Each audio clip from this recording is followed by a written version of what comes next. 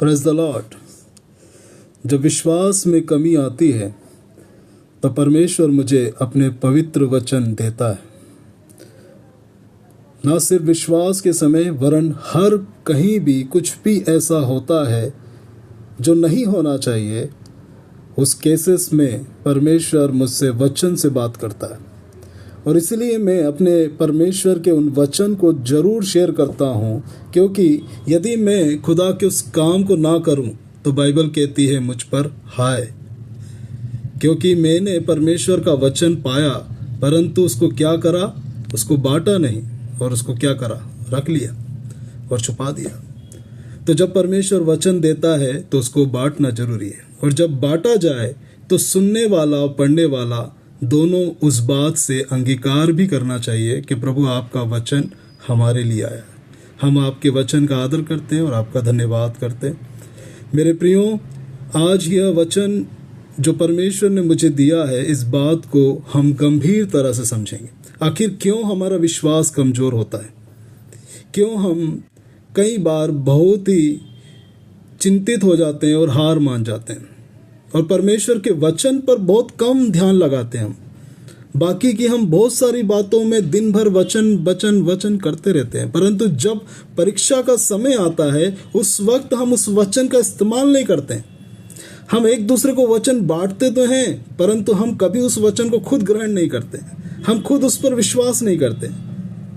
इसी कारण से हम परमेश्वर में बने नहीं रह पाते, क्योंकि परमेश्वर के वचन को शेयर करने से हम परमेश्वर में नहीं बढ़ते। परमेश्वर के वचन को ग्रहण कर कर हम उस पर चलकर ही हम परमेश्वर में बढ़ पाते हैं।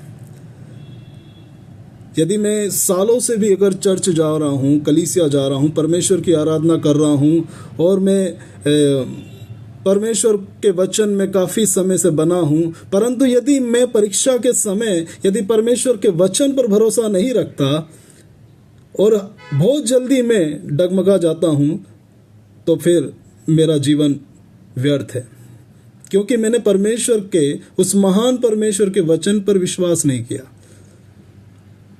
मेरे प्रियो, हम जाने कि आखिरकार परमेश्वर कौन है और मैं कौन हूँ। हमें यह समझना जरूरी है कि हम कौन हैं, क्यों परमेश्वर ने हमें ही चुना है, क्यों परमेश्वर ने जगत के उन बुद्धिमानों को, उन चतुर लोगों को, उन धनवानों को क्यों नहीं चुना, क्यों परमेश्वर ने निर्बलों को, कमजोरों को, निर्बुद्धियों को, मतलब उन लोगों को जो कुछ भी नहीं है इस जगत में, परमेश्वर ने उनको चुना है।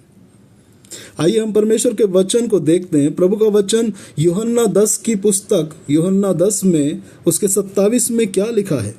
यूहन्ना 10 का 27 कहता है, मेरी भेड़ें मेरा शब्द सुनती हैं, मैं उन्हें जानता हूं और वे मेरे पीछे पीछे चलती हैं। मेरी भेड़ें मेरा शब्द सुनती हैं और मैं उन्हें जानता हूं और वे मेरे पीछे पीछे चलती हैं। ये कौन बोल रहा है? परमेश्वर बोल रहा है। परमेश्वर कौन है? परमेश्वर वचन है। कौन सा वचन? वही वचन जो आदि में हमें मिला, वही वचन जो परमेश्वर के साथ था, वही वचन जो परमेश्वर था। वही वचन हमसे कह रहा है कि मेरी भेड़ें मेरा शब्द सुनती हैं। वचन कह रहा है कि मेरी भेड़ें मेरा सुनती हैं, और वचन ये भी कह रहा है कि मैं उन्हें जानता हूँ। वचन ये भी कह रहा है कि वो मेरे पीछे पीछे चलती हैं। मतलब परमेश्वर की जो भेड़ें हैं वो वचन के पीछे चलती हैं, वो वचन को अंदर रखती हैं, वो वचन को जानती हैं कि वचन परमेश्वर का कौन सा है और परमेश्वर के वचन क्या कर सकता है। भेड़ें सब बातों को जानती हैं। तो बाइबल हमें समझा रही, मेरी भेड़ें मेरा शब्द सुनती हैं और मेरे पीछे पीछे चलती हैं। एक और जगह पर हम देखते हैं इसी का ही, अगर हम देखें 16, तो 10 के 16 में यूँ लिखा है, मेरी और भी भेड़ें हैं जो इस भेड़शाला की नहीं, मुझे उनको भी लाना अवश्य है। वे मेरा शब्द सुनेंगी, तब एक ही झुंड और एक ही चरवाहा होगा। आज हम सबसे पहले तो इस बात का निर्णय कर ले कि हमारा चरवाहा कौन है, क्योंकि जब तक हम इस बात पर स्थिर नहीं रहेंगे हमारा जीवन भटकता रहेगा। हम कभी इसके पास जाएंगे, आप मेरी मदद कर दो, आप मेरी कर दो, ठीक है आप ही कर दो, चलो आप ही कर दो। हम भटकते रहेंगे क्योंकि हमारा चरवाहा हमने क्या कर रखा है, बहुत सारे बना रखे हैं।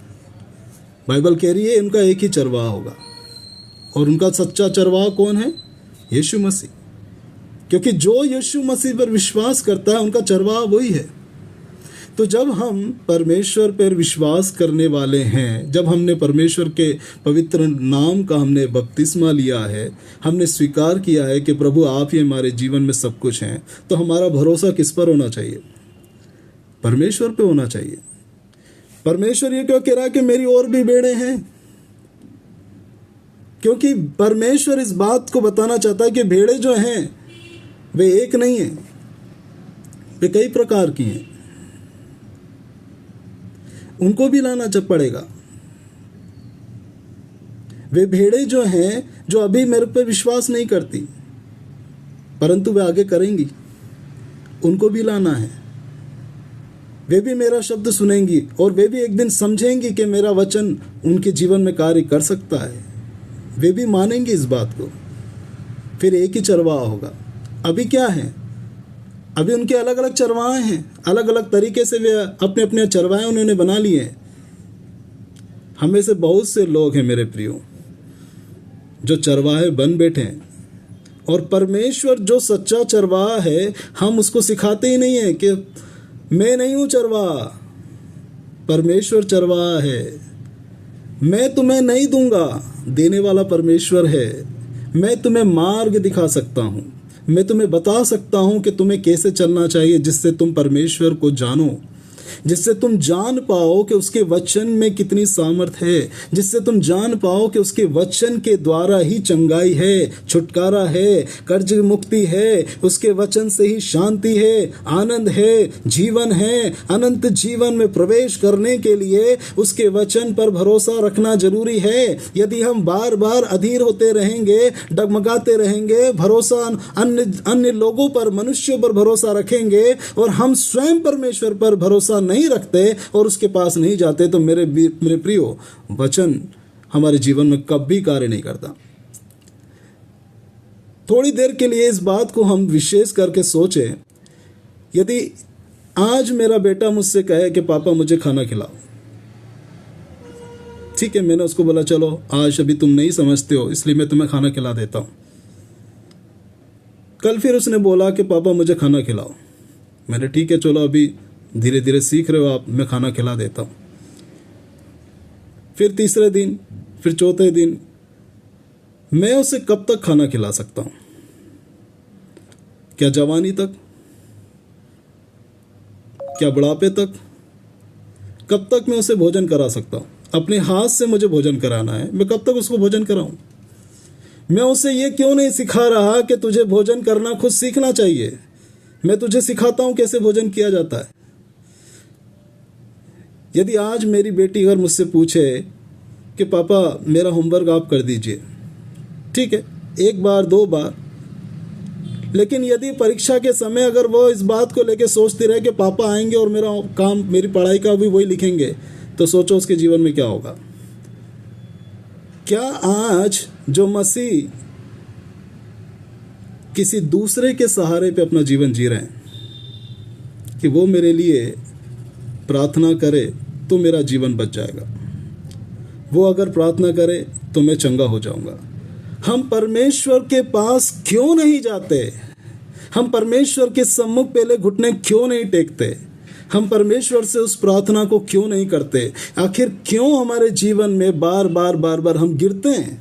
क्यों हम बार बार मुसीबतों में पड़ते हैं? क्यों हम बार बार एक्सीडेंट होता है? क्यों हमारे घरों से दुख दूर नहीं होता? क्यों बीमारियां दूर नहीं होती? क्यों कष्ट और कर्ज कभी दूर नहीं होते? क्यों संकट मंडराता रहता है? क्योंकि हम परमेश्वर को महत्व नहीं दे रहे हैं। हम उनके पास बार बार जाते हैं और उन्हीं के द्वारा हमारे जीवन में बार बार वो चीजें होती रहती हैं, क्योंकि हम परमेश्वर को ना पुकारते हुए हम मनुष्य को पुकारते रहते हैं। मेरे प्रियो, बाइबल कहती है कि उसका भी एक दिन प्राण निकलेगा, क्योंकि जिस पर तुम भरोसा रखते हो वो तुम्हारा उद्धार नहीं कर सकता। वो तुम्हारा छुटकारा भी नहीं कर सकता, वो तुम्हारे गुनाह भी माफ नहीं कर सकता, तुम्हें चंगा भी नहीं कर सकता, तुम्हारे लिए कुछ नहीं कर सकता। वो क्योंकि वो कौन है? बाइबल कहती वो एक मजदूर है, स्वामी मैं हूं। यीशु मसीह ही स्वामी है। तो जिस यीशु मसीह ने हमको अपने पवित्र वचन दिए हैं, तो मुझे क्या करना है? मुझे उसके पवित्र वचन को लेना है और उस वचन के आधार पर ही अपने जीवन में उस बातों को घोषित करना है। बार बार उस बात को रिपीट क्यों नहीं करते हम? यदि हम बार बार उस बात को रिपीट नहीं करेंगे, हम परमेश्वर के वचन को महत्व नहीं देंगे, फिर हम किस बात के लिए हम परमेश्वर की उपस्थिति में आते हैं? हम चर्च क्यों आते हैं? हम कलीसिया में क्यों आते हैं? हम परमेश्वर के भवन में क्यों आते हैं?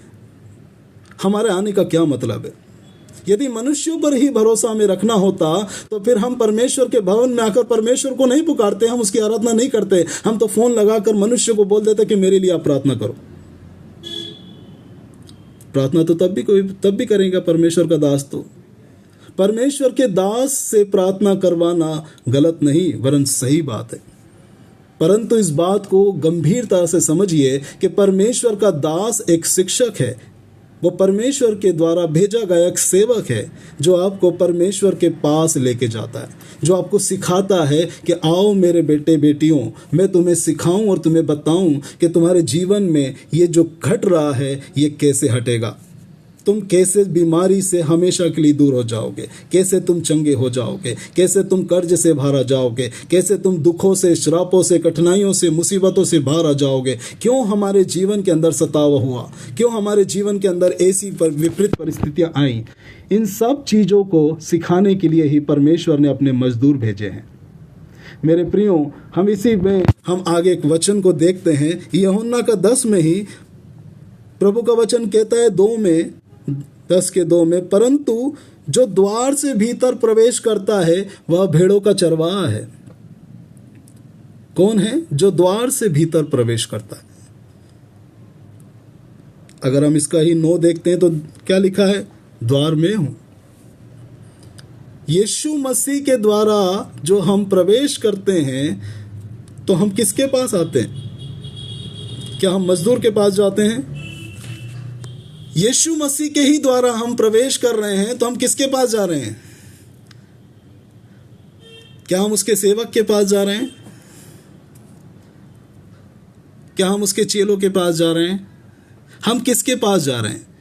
बाइबल कह रही है कि द्वार में हूं।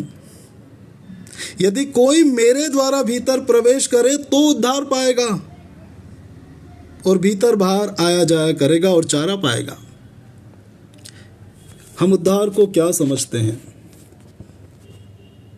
क्या परमेश्वर सिर्फ आपके उद्धार के लिए ही कह रहा है?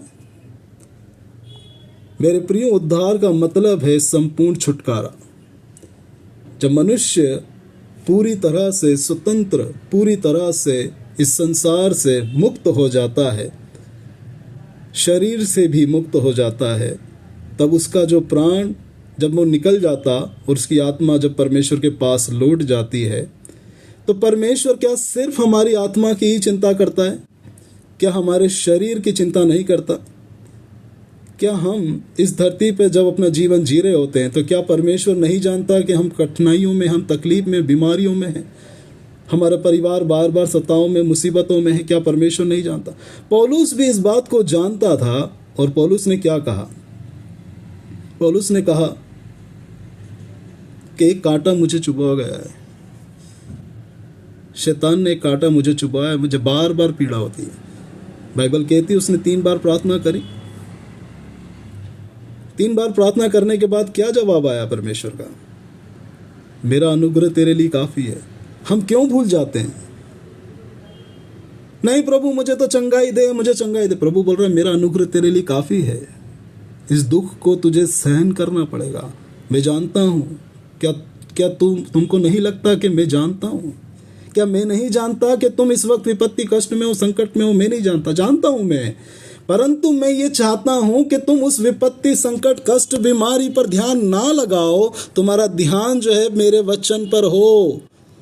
मेरे वचन पर हो, मेरे वचन को एक बार पढ़ो तो सही। उसके अंदर मैंने सब कुछ लिखा है, तुम्हारी चंगाई के लिए भी है, तुम्हारे छुटकारे के लिए भी है, तुम्हारी शांति के लिए भी है, तुम्हारे बंधन जो तुम्हारे ऊपर लग रहे हैं उसको तोड़ने के लिए मैंने सब कुछ दिया है। क्यों परमेश्वर का वचन कह रहा है कि मैंने तुम्हें सांपों और बिच्छुओं को रौंदने का अधिकार दिया है और तुम्हें शत्रु की सारी सामर्थ पर अधिकार दिया है। क्यों प्रभु ये कहता है? क्यों परमेश्वर कह रहा है कि तुझे दिन में कोई हानि नहीं होगी, रात में भी जब तू चलेगा तब तुझे कोई अंधियारा तुझे डरा नहीं पाएगा, तुझे कोई मुसीबत नहीं आएगी? क्यों परमेश्वर हमसे कहता है? क्योंकि परमेश्वर का वचन जिस दिन हम लेकर चलेंगे उस दिन हमारे जीवन में कभी भी ऐसी बातें नहीं होंगी। आज जब अगर कोई व्यक्ति किसी को भी प्रार्थना कराना होता है, जब कोई व्यक्ति कहता है कि मेरे लिए प्रार्थना करो, इस शब्द को बोलने के पहले उस व्यक्ति को परमेश्वर की उपस्थिति में मैं मानता हूं कि उसे घुटनों पे आ जाना चाहिए, जब तक उसकी आंखों से आंसू ना भेजाए परमेश्वर के सामने। जब तक आपके और मेरे आंसू ना भेजाएं परमेश्वर के सामने, तब तक हमें उस विषय को किसी दूसरे से शेयर करने के पहले परमेश्वर के सामने झुक जाना चाहिए। जिस दिन हम परमेश्वर को सबसे पहले प्रायोरिटी पे रखेंगे, प्रथम स्थान देंगे और सबसे पहले हम सीधा परमेश्वर की ओर भागेंगे, तो निश्चय मानिए परमेश्वर आपको आगे बढ़ने के पहले ही चंगाई दे देगा। हम इस बात को अच्छी तरह से जानते हैं, बस हमारा विश्वास कम है। परमेश्वर सब कुछ कर सकता है मेरे प्रियो। यदि हमारा भरोसा परमेश्वर पे है तो यकीन मानिए हमारा परमेश्वर सब कुछ कर सकता है। ऐसा कुछ भी नहीं जो उसकी आंखों से छुपा हो। इस वक्त आप सुन रहे हैं, ये भी परमेश्वर जानता है। मैं बोल रहा हूँ, ये भी परमेश्वर जानता है। मैं क्या बोल रहा हूँ, ये भी परमेश्वर जानता है। आप क्या सुन रहे हैं, ये भी परमेश्वर जानता है। ध्यान मेरा किधर है, आपका किधर है, परमेश्वर सब कुछ जानता है। मेरे प्रियो, परमेश्वर के वचन को गंभीर रूप से लीजिए, उसको मनन कीजिए, परमेश्वर के वचन को ढूंढिए। बीमारी के लिए मुझे परमेश्वर का कौन सा वचन मुझे बोलना है, मुझे कौन से वचन का कब कहाँ इस्तेमाल करना है, इस बात को मुझे समझना जरूरी है। क्योंकि जब तक परमेश्वर के वचन को मैं लेके नहीं चलूँगा, मैं भटकता रहूँगा। एक चरवाहे से लेके दूसरे चरवाहे के पास, एक मजदूर से लेके दूसरे मजदूर के पास हम भटकते रहेंगे। बाइबल हमें साफ समझाती है कि ये सब मजदूर हैं, ये सेवक हैं जो मैंने तुम्हारे लिए भेजे हैं। ये तुम्हें मेरा मार्ग बताएंगे, ये बताएंगे कि परमेश्वर में कैसे चलना है, ये बताएंगे कि परमेश्वर के वचन को कैसे मानना है। ये तुम्हें सारी बातें सिखाएंगे, क्योंकि परमेश्वर का वचन ऐसा ही कहता है। हम देखते हैं मत्ती 28 में आकर हम देखें एक बार। हालेलुया। मत्ती 28 के 20 में हम पढ़ते हैं। 18 से हम पढ़ लेते हैं एक बार। 18 से यूं लिखा है, यीशु ने उनके पास आकर कहा, स्वर्ग और पृथ्वी का सारा अधिकार मुझे दिया गया है। ठीक है, मेन बॉस कौन है? यीशु मसीह। सारा अधिकार उसके पास है। तो जाना किसके पास है? मुझे यीशु मसीह के पास जाना है, क्योंकि सारा अधिकार उसी के पास है। इसलिए तुम जाओ और सब जाति के लोगों को चेला बनाओ, सब जातियों के लोगों को चेला बनाओ और उन्हें पिता पुत्र पवित्र आत्मा के नाम से बपतिस्मा दो और उन्हें सब बातें जो मैंने तुम्हें आज्ञा दी हैं, सब बातें जो मैंने तुम्हें आज्ञा दी हैं, क्या करो? मानना सिखाओ। परमेश्वर किसको कह रहा है? जो वचन सिखाते हैं उनको कह रहा है कि जाओ और जाकर सबसे पहले तो उन्हें सिखाओ ये बातें, ये मानना सिखाओ कि उन्हें परमेश्वर के वचन को कैसे सीखना चाहिए, परमेश्वर के वचन को कैसे मनन करना चाहिए, कैसे उस बात को गंभीरता से लेना चाहिए। बार बार हम संसार की ओर अपना ध्यान क्यों भटका रहे हैं? हम अपने परमेश्वर के वचन को क्यों मनन नहीं करते? हमारा ध्यान इधर उधर क्यों भटकता है? हम परमेश्वर के वचन पर स्थिर हो जाएं। बाइबल साफ समझा रही है कि जो कुछ मैंने तुम्हें सिखाया है उसे उन्हें मानना सिखाओ। क्योंकि जब तक हम नहीं सिखाएंगे, एक बच्चे को नहीं सिखाएंगे कि बाइबल कैसे पढ़ते हैं, बाइबल के परमेश्वर के जो वचन है उसको हम कैसे मनन करते हैं, उन्हें कब कहाँ कैसे कौन कौन से वचन को इस्तेमाल करना चाहिए, वो नहीं समझेगा। और आखिरकार जिस दिन उसके ऊपर परीक्षा आएगी, उस परीक्षा के दौरान वो व्यक्ति दौड़ के कहाँ आएगा? वो दौड़ के उसी मजदूर के पास जाएगा जिस मजदूर ने उसको पहले दिन मदद कर दी थी और उसे ये नहीं बताया कि परमेश्वर के पास पहले जाना चाहिए था आपको। आप मेरे पास क्यों आए हैं? मैं तो एक सेवक हूँ। अरे आप स्वामी के पास जाइए, आपकी समस्या का समाधान स्वामी करेंगे। मैं तो सिर्फ एक सेवक हूँ, इसलिए हूँ क्योंकि मैं परमेश्वर ने मुझे ठहराया है कि मैं आपको उसका मार्ग बताऊं। जब एक व्यक्ति हॉस्पिटल में होता है तो डॉक्टर वही काम करता है जो उसको सिखाया गया है। एक डॉक्टर कभी भी मनुष्य के प्राण नहीं बचा सकता। जब प्राण बचने का जब समय आता है तो परमेश्वर के पास ही वो तुम्हें भेजेगा। जब कोई व्यक्ति आईसीयू में पड़ा है और मुसीबत में पड़ा है तो मेरे प्रियो याद रखिए कि परमेश्वर का वचन को वो गंभीर तरह से समझने के लिए जरूरी है। हमें इस बात को समझना है। यदि हम नहीं समझते तो हम अंधकार में पड़े हैं।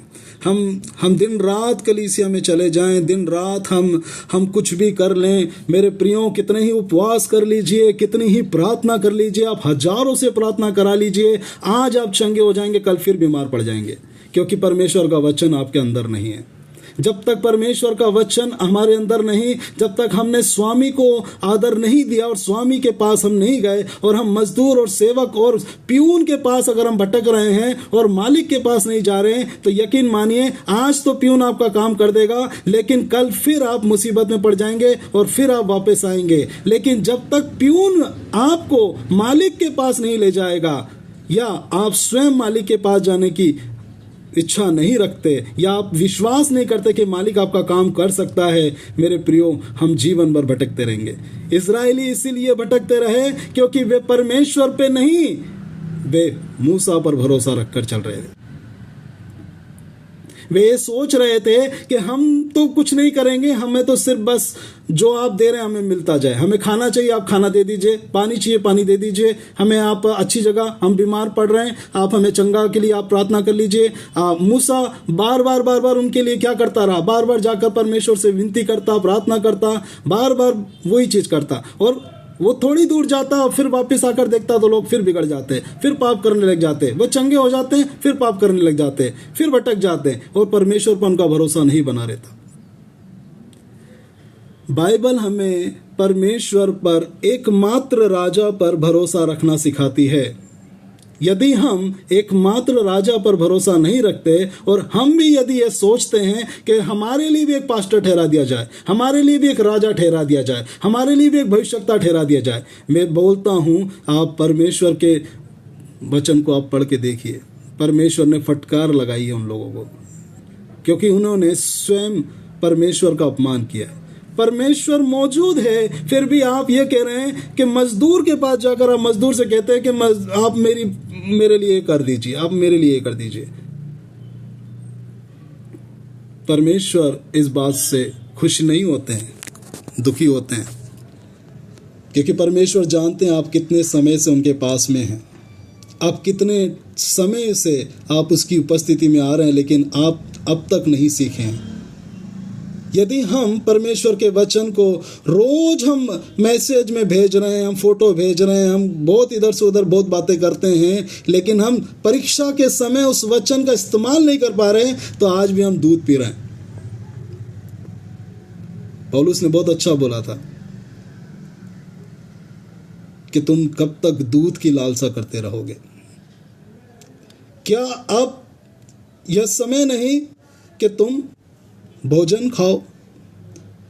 समय के अनुसार तो तुम्हें अब तक गुरु हो जाना चाहिए था, है ना? बाइबल कितनी अच्छी तरह से समझा रहा है कि इतने सालों से हम परमेश्वर की उपस्थिति में आ रहे हैं और अब भी हम वही दूध की लालसा करते हैं। अब तक तो हमें परमेश्वर के उन वचनों में हमें मजबूत हो जाना चाहिए। मेरे प्रियो, मैं इस वचन के द्वारा परमेश्वर की महिमा और आदर करता हूँ, क्योंकि परमेश्वर की वचन की भूख जब तक नहीं होती प्रभु अपना वचन नहीं देता। जिस दिन हमारे अंदर परमेश्वर की वचन की भूख और प्यास होगी, मैं आपको लिखित में दे सकता हूँ, आप कभी भी आप अपने आप को अकेला महसूस नहीं करेंगे। आप कितनी भी परिस्थितियों में आ जाएं, कैसी भी आपकी परिस्थितियाँ हों, आप कितने भी बीमार पड़ जाएं, मैं आपको इस बात से एक गारंटी दे सकता हूँ, जिस दिन आपने परमेश्वर का वचन अपने हृदय में रख लिया और उस पर विश्वास कर लिया, मैं निश्चय कहता हूँ आप कभी पलट कर मजदूर की ओर नहीं भागेंगे, आप परमेश्वर की ओर सबसे पहले भागेंगे।